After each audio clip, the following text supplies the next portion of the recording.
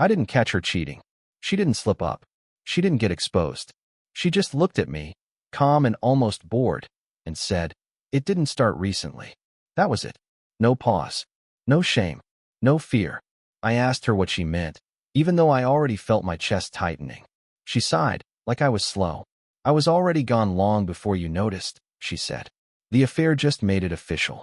I remember staring at her, waiting for something: panic, guilt, regret, anything. Instead, she crossed her arms and added, "I don't feel bad.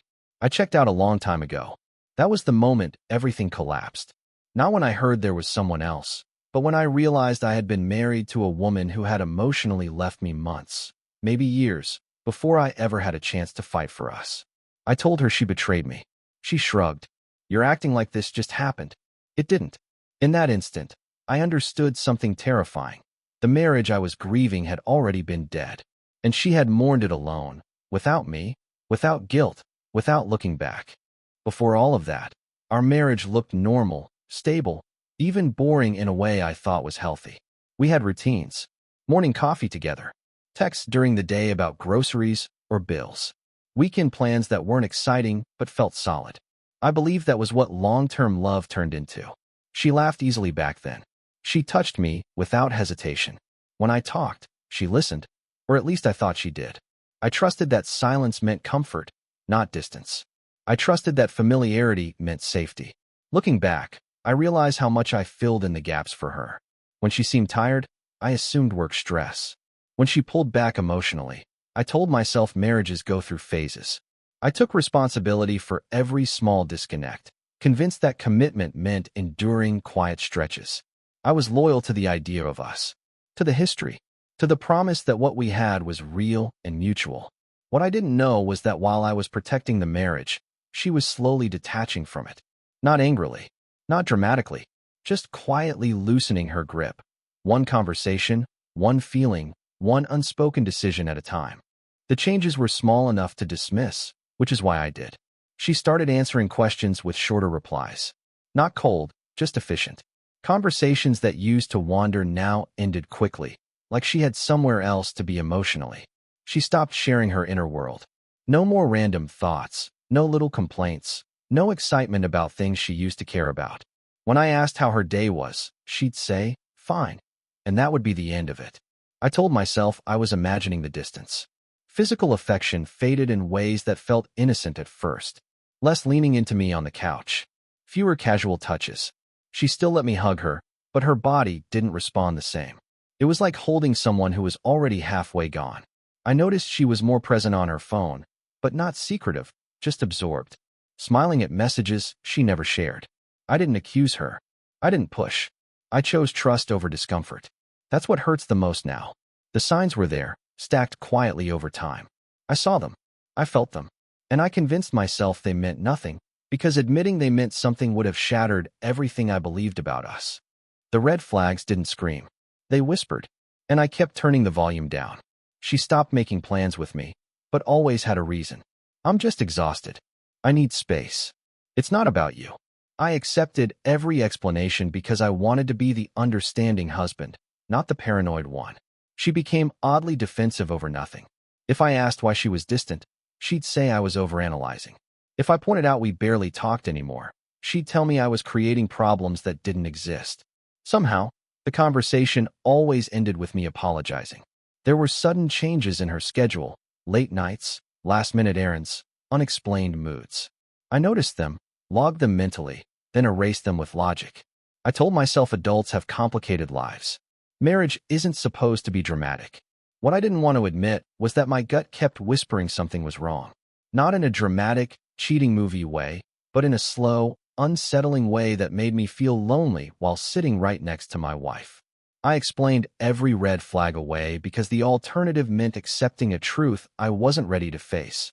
She was already distancing herself, and I was the only one still trying to stay close. The first real moment hit me late one night when we were sitting in the same room, doing different things, and I suddenly felt invisible. Not ignored, worse than that. Unconsidered, like my presence didn't register anymore. I made a small comment about my day, something insignificant, and she didn't respond. Not because she didn't hear me, but because she didn't follow up. No question, no curiosity, just silence. When I looked at her, she was scrolling on her phone, smiling faintly at something that had nothing to do with me. That smile stayed with me. It wasn't secretive. It was comfortable, familiar, and it made my stomach drop. I remember thinking, she's emotionally somewhere else. Not cheating, just gone. I told myself I was being dramatic, that stress does strange things to people. But the feeling didn't pass. That night, lying next to her, I felt a distance I couldn't measure. She was physically there, breathing beside me, but emotionally unreachable. That was the first time it crossed my mind that whatever was happening didn't start suddenly. It was already in motion. After that, her behavior didn't change all at once. It tilted, like something inside her had quietly realigned away from me. She became more self-contained. Decisions were made without discussion. Plans were announced, not shared. If I questioned anything, she'd look annoyed, as if my involvement was an inconvenience she hadn't planned for. The partnership slowly turned one-sided, and I didn't notice how unbalanced it had become. Emotionally, she stopped reacting to me. Good news, bad news, it landed the same way. Flat. I could see her listening, but nothing reached her. No warmth. No engagement. Just polite acknowledgement, like I was a co-worker filling her in. Arguments changed too. She no longer tried to resolve anything. She just wanted them to end. "I don't want to talk about this," became her favorite phrase. Not because she was overwhelmed, but because she was already detached. What scares me now is how calm she was during that shift. No anger. No resentment. Just quiet withdrawal. That's when I realized it wasn't temporary moodiness or stress. It was preparation. The lies weren't dramatic enough to confront, but they were inconsistent enough to linger. Small stories that changed slightly each time I heard them. Details that didn't matter, until they started stacking. She'd tell me she was staying late at work, then casually mention a quiet office that didn't match the hours she claimed. She'd say she was tired and needed space, yet somehow had energy for everything that didn't involve me. When I asked follow-up questions, she'd sigh and say, "Why are you interrogating me?" That word stuck. Interrogating. I wasn't accusing her of anything. I was trying to understand my own marriage. She forgot things she supposedly told me, changed timelines, brushed off contradictions with, "You're remembering it wrong." And somehow, every time the facts didn't align, the problem became my memory, my tone, my insecurity. I started doubting myself, replaying conversations in my head, wondering if I really was overreacting. That's the part that hurts the most now, not the lies themselves, but how easily they made me question my own reality. The truth was already there. I just wasn't ready to accept it.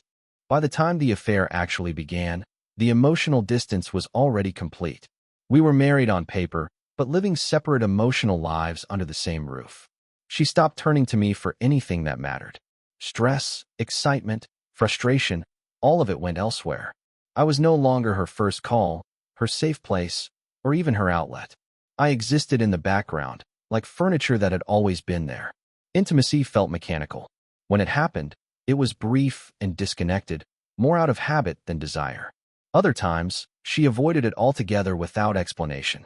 I told myself this was what long marriages looked like when life got busy. But it wasn't just about sex. There was no emotional reach anymore. No checking in. No shared vulnerability. When something important happened to me, she acknowledged it the way you acknowledge the weather, present, but unaffected. Looking back, the affair didn't create the distance. It filled it. The space between us had already been hollowed out, quietly and completely. I was still fighting for a connection she had already replaced. The realization didn't come all at once. It settled in slowly, like a weight I couldn't shake no matter how I shifted. I noticed she no longer reacted when I pulled away. No concern. No questions. When I stopped initiating conversations, days passed without her noticing. That's when it hit me. I wasn't being abandoned in real time. I had already been left. There was no emotional tug-of-war, no push to pull me back in. She didn't need reassurance from me because she wasn't invested anymore. I could feel it in how calm she was, how unaffected she seemed by the growing space between us. One night, I asked her directly if she still wanted this marriage. She didn't answer right away. She just looked at me with a tired expression and said, "I don't know what you expect me to say." That non-answer told me everything. She wasn't conflicted. She wasn't struggling. She had already made her decision internally. I just hadn't been informed yet. That was the moment I understood something brutal. I wasn't losing her. I was discovering I had already lost her a long time ago. I didn't uncover the affair through some dramatic discovery. No hidden phone, no late-night confession. It came out almost accidentally, like something she no longer felt the need to protect. A name slipped into conversation, too familiar, too casual. When I asked who he was, she hesitated just long enough to tell the truth without admitting it. A friend, she said, but her tone didn't match the word. Later, when I pressed again, she didn't deny it. She just corrected me. It's not like you think, she said. It didn't start the way affairs usually do. That's when the pieces locked into place. The distance. The secrecy without hiding. The calm. This wasn't a sudden betrayal. It was a continuation. I asked her how long. She looked away and said, "Does it matter?" That answer hurt more than a timeline ever could. In that moment, I realized the affair wasn't the shock. It was the confirmation. Proof that everything I had felt, questioned, and doubted wasn't paranoia. It was reality finally catching up to me. When I finally confronted her, there was no explosion. No tears. No panic. Just a quiet, almost rehearsed calm that made my stomach turn. I told her I knew. I didn't accuse, I stated it plainly. She nodded, like I'd just confirmed something obvious. "I figured you'd put it together eventually," she said. I asked her if she was having an affair. She didn't hesitate. "Yes," she replied. No qualifiers. No apology. Then she added, "But you need to understand, it didn't start the way you're imagining." That's when I asked the question I was afraid of. How long had she been emotionally involved with him? She exhaled slowly and said, "Long before anything physical happened. Long before you noticed anything was wrong." I felt something in me crack. I asked why she never said anything. Why she let me keep trying. She looked at me, almost confused, and said, "I didn't think I had to explain my feelings." There it was. Not just the affair, but the complete absence of responsibility. The realization that she hadn't just betrayed me. She had emotionally left and felt no obligation to tell me she was gone. I kept waiting for the moment when it would finally hit her, when the weight of what she'd done would show on her face. It never came. She didn't cry. She didn't apologize. She didn't even look conflicted. When I asked her if she felt any guilt at all, she looked genuinely puzzled. "Why would I?" she said. "I didn't do this to hurt you." I told her she destroyed our marriage. She shrugged and said, "It was already over. You just didn't know it yet." Hearing that felt colder than any insult she could have thrown at me. She spoke about the affair like it was a transition, not a betrayal. Something that happened naturally once her feelings changed. "I can't fake emotions I don't have," she said. I felt nothing about it. That was the most painful part. Not the cheating, but the certainty. The confidence that she didn't owe me remorse, explanations, or even empathy.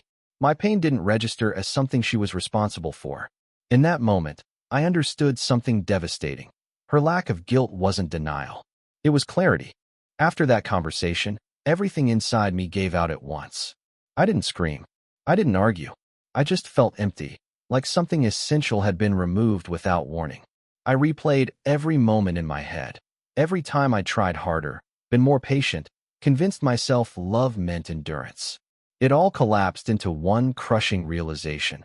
I was the only one who had still been in the marriage. I couldn't sleep.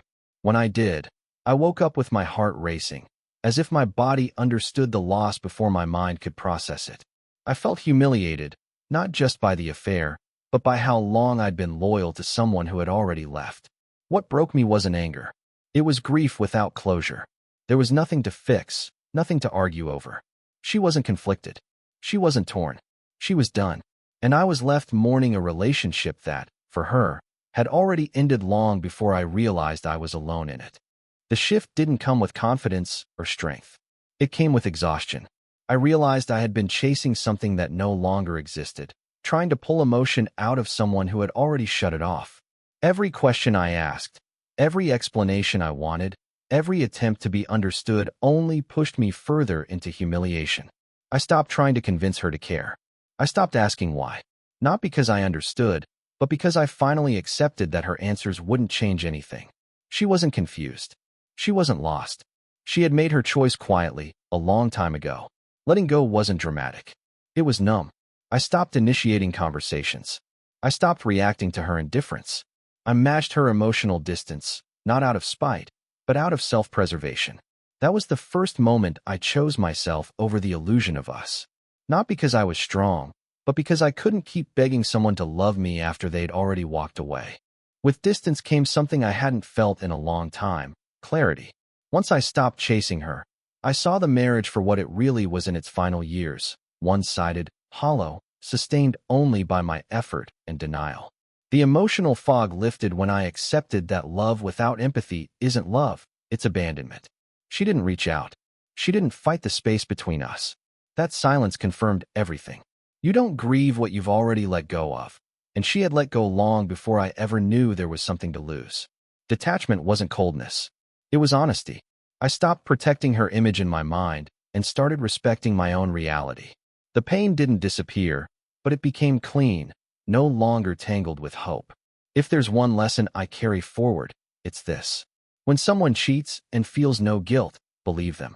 Emotional betrayal always comes first. Remorse matters more than explanations. And the moment you stop begging someone to care is the moment self-respect finally begins. Cheating hurts, but discovering they left emotionally long before and felt nothing about it is the final betrayal.